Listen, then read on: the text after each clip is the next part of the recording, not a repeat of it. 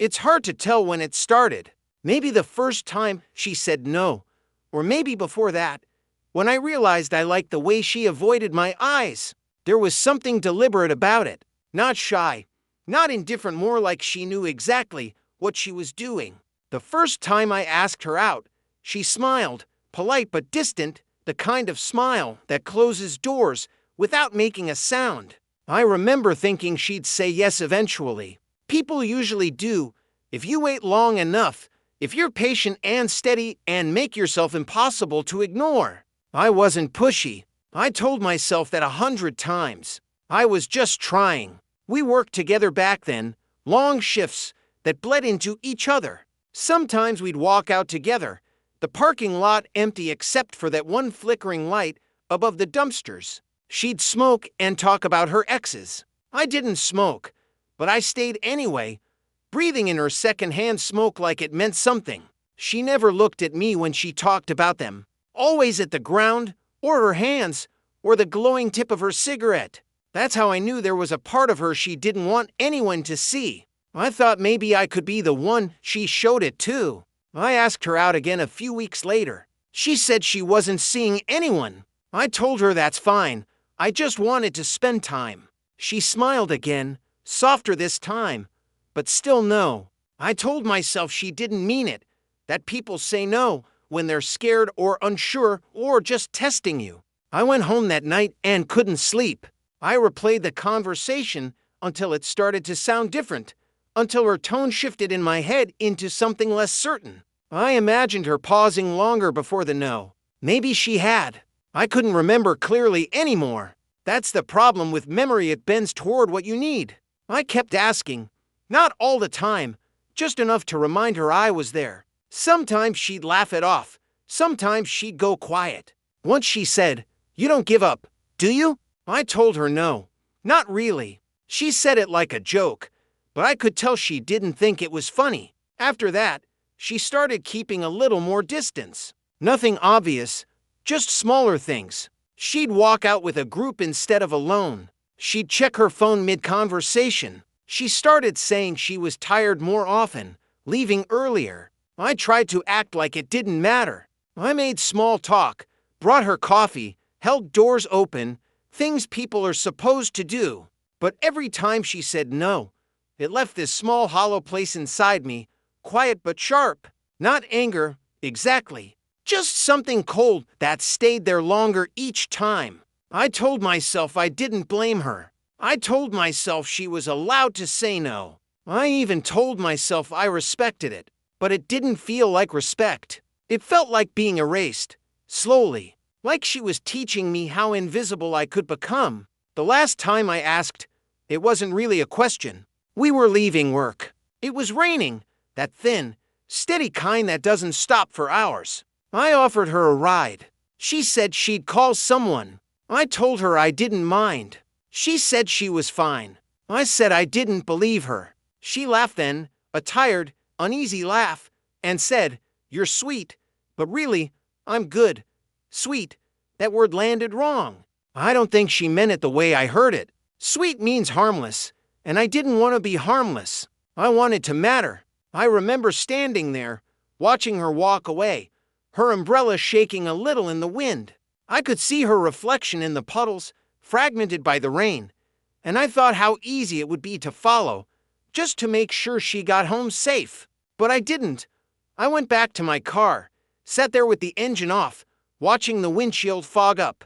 The air felt heavy. I could smell her perfume still, faint and fading, something floral and clean. It made me angry that it could linger when she wouldn't. I don't know how long I sat there, maybe an hour. By the time I left, the parking lot was empty. The rain had stopped, but everything still glistened like it was pretending to be wet. That night I dreamed of her saying yes. It was strange, nothing romantic, just her voice, calm and certain, like it had always been inevitable. I woke up before sunrise, heart racing, and for a second I believed it had actually happened. Then I checked my phone. Nothing. No message, no missed call, just silence. That was the first time I realized silence could sound like rejection too. After that, I stopped asking. Not because I stopped wanting to, but because I understood something. Some people don't need to say no anymore. They just become it. I started watching her differently then. Not to be creepy, not to invade, just to understand. I paid attention to the things she did when she thought no one was looking, the way she checked her phone 3 times before answering, how she lingered in doorways as if measuring the distance between herself and whoever was on the other side, the way her smile would falter for half a second after someone complimented her. It made me wonder what she was hiding from, or who. Maybe from me, maybe from herself. Every night I told myself I was done thinking about her. Every morning I wasn't. There's something about rejection that rewires you, like static in your head that never fades. It's not about wanting someone anymore, it's about wanting to know why you weren't wanted. I told myself it didn't matter. But every time she passed by without looking, I could feel that cold hollow widen. She cheated on me. That's what I tell myself sometimes, even though we were never together. It sounds absurd, I know, but in my head, it feels true. She cheated on the version of me she built in her kindness, the one she smiled at and humored and dismissed so gently I didn't notice the cut. She cheated on the part of me that believed in patience, in subtlety, in being good enough eventually. Maybe that's why I kept going back, why I couldn't let it end at no. Because rejection, when it's quiet enough, starts to sound a lot like permission. I started noticing things without meaning to. It began small. What time she left for work, what kind of coffee she bought, which mornings she looked tired and which ones she didn't. I told myself it was just habit. We worked in the same place. Patterns stand out when you look long enough. People repeat themselves. She was no different. She woke up around 7:10 every morning. I know because her lights would come on then. Not a soft lamp light, but that harsh white glow from the kitchen. It cut through her blinds, through the narrow gap in the curtains. I lived 2 buildings over. My balcony faced hers. It wasn't like I chose it that way, it just happened.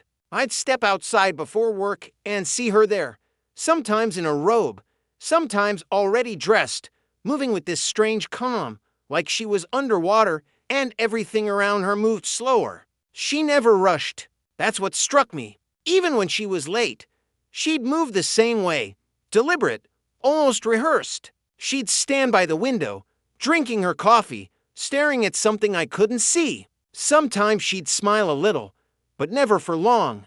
It wasn't a happy smile, more like someone remembering something they can't fix. I started writing things down, not as notes about her, not exactly, more like observations, patterns. 7:10 lights on, 7:26 kettle, 7:29 toast, 7:35 gone.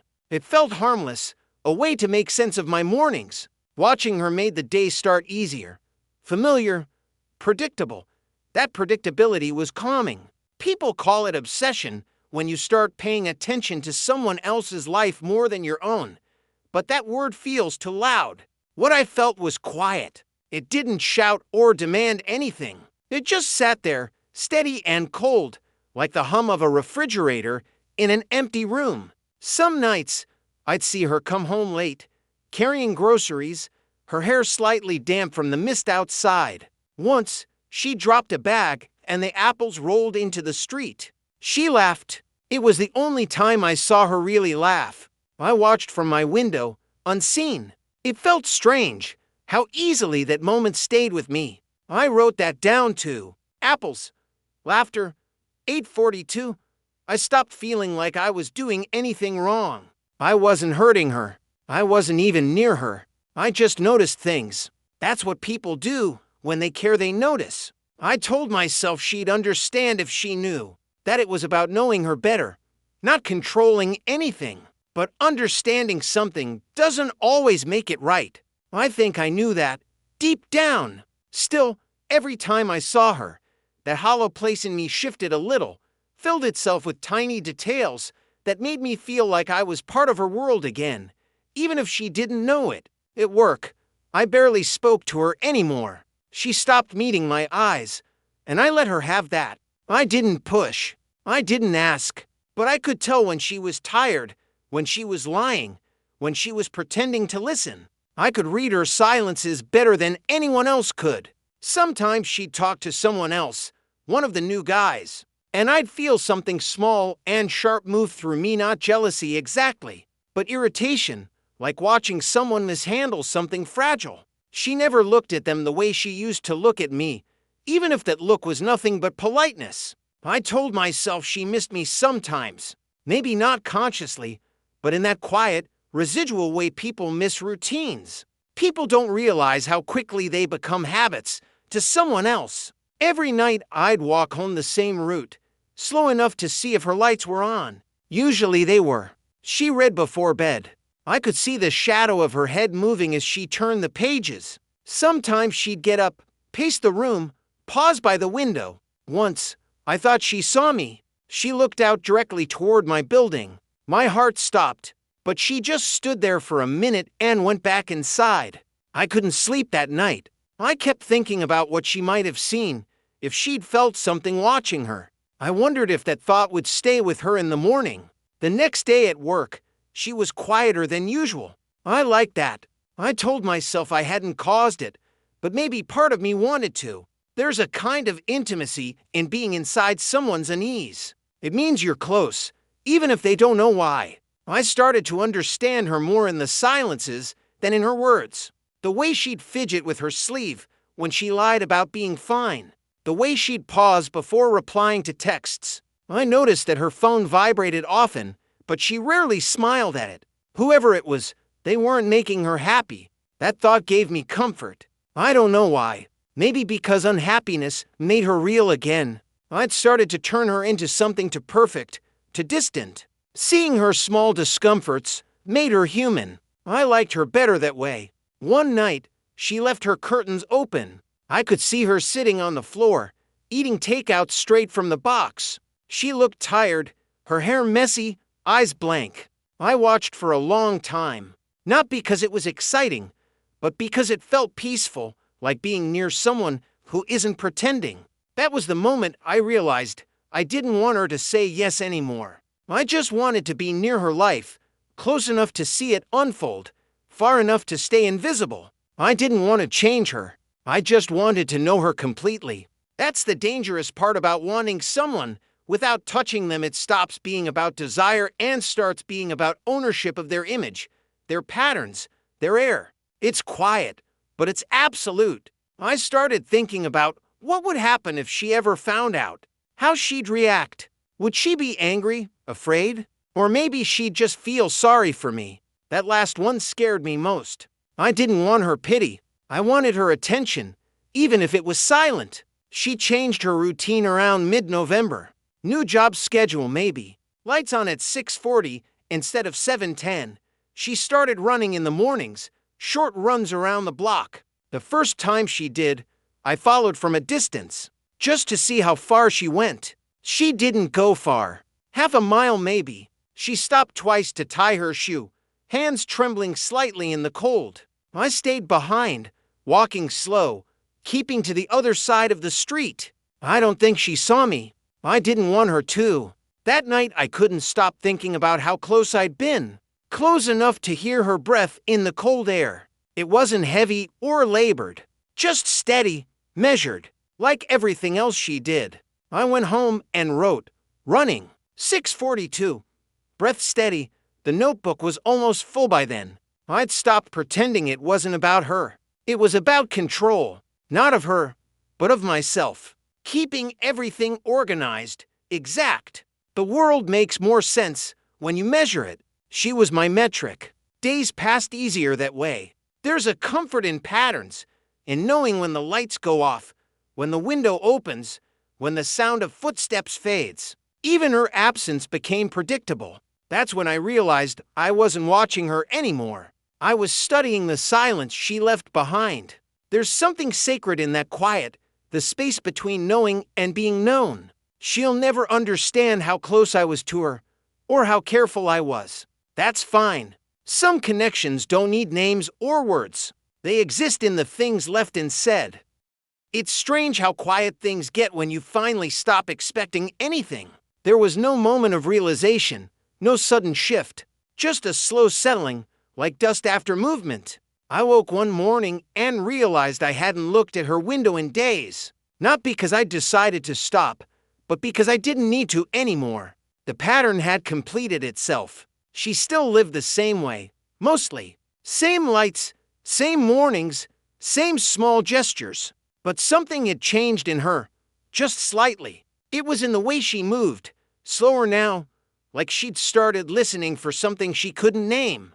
Maybe she felt it to the gap, the absence of being watched. People think they'd never notice something like that, but they do. There's a certain weight that comes with being seen, even when you don't know it. When it's gone, the air feels thinner. I used to think she'd never feel me leave, but I was wrong. The silence between us wasn't empty anymore. It had texture. She started leaving her blinds open longer, as if she wanted light to fill the space where my attention used to be. I'd see her standing there sometimes, looking out, frowning slightly. Once, she reached for her phone, then stopped. Another time, she sat by the window for nearly an hour, just staring out at the dark. I wondered what she was waiting for, or who. That's the thing about patterns, you don't realize how much you depend on them until they break. She'd been part of mine, but I'd been part of hers too, even if she never knew it. I think she felt that now. At work, she avoided people less. She laughed sometimes, but it sounded wrong, forced, too loud for her. I saw her once sitting alone during lunch, eyes unfocused, stirring her drink until the ice melted. She didn't look sad, exactly, just unsettled, like something small had shifted out of place and she couldn't find where it belonged. I didn't speak to her. I didn't want to. The urge to talk had been replaced by something quieter, heavier, almost protective. I knew if I said anything now, it would ruin the stillness. The silence between us had become the only honest thing left. I watched her less, but I didn't stop entirely. Old habits don't die. They just fade until they don't feel like habits anymore. Some nights, I'd still find myself near her street, without meaning to, just walking. The lights in her apartment would glow soft and yellow, her shadow moving across the wall. Sometimes she'd stop near the window and look out, and I'd pause far away, where she couldn't see me. I didn't stay long, just long enough to confirm she was still there, still real. That was enough. I didn't need the details anymore. I didn't need the times or the notes or the small confirmations. Knowing she existed in the same air was enough. The night I stopped for good, it wasn't planned. It was raining again, the same kind of thin, endless rain as the night she'd said no for the last time. I stood across the street, under the edge of a roof, watching the light in her kitchen. She was alone.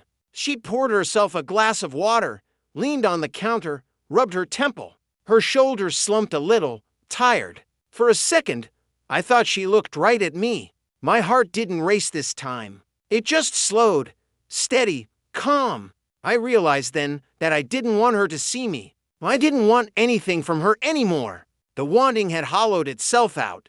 I turned and walked home. When I got there, I opened the notebook, the one filled with all the times and dates and fragments, and read through it one last time. The handwriting changed halfway through, from careful to restless to detached. You could see the shift, the erosion.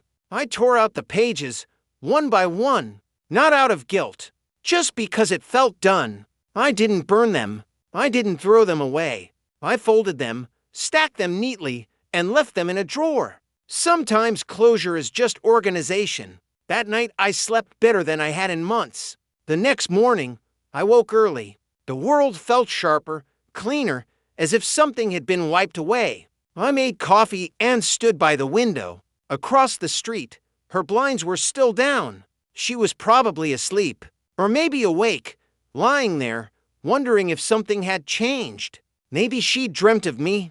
Maybe she hadn't.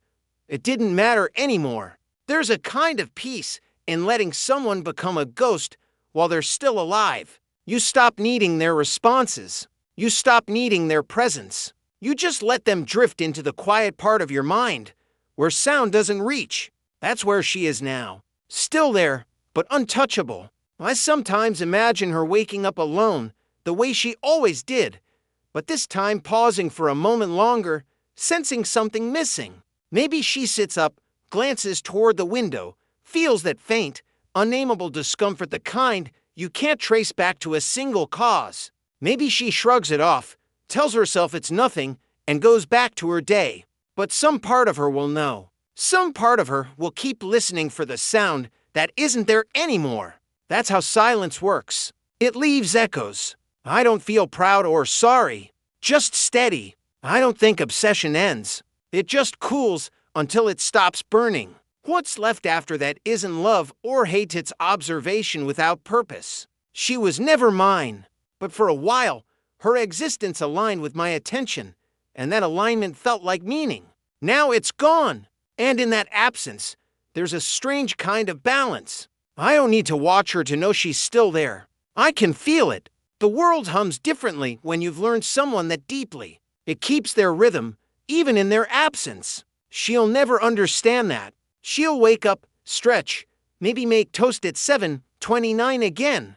She'll look out her window and frown at the sky, not knowing what feels wrong. And I'll be somewhere else, awake, calm, knowing the quiet between us finally means something.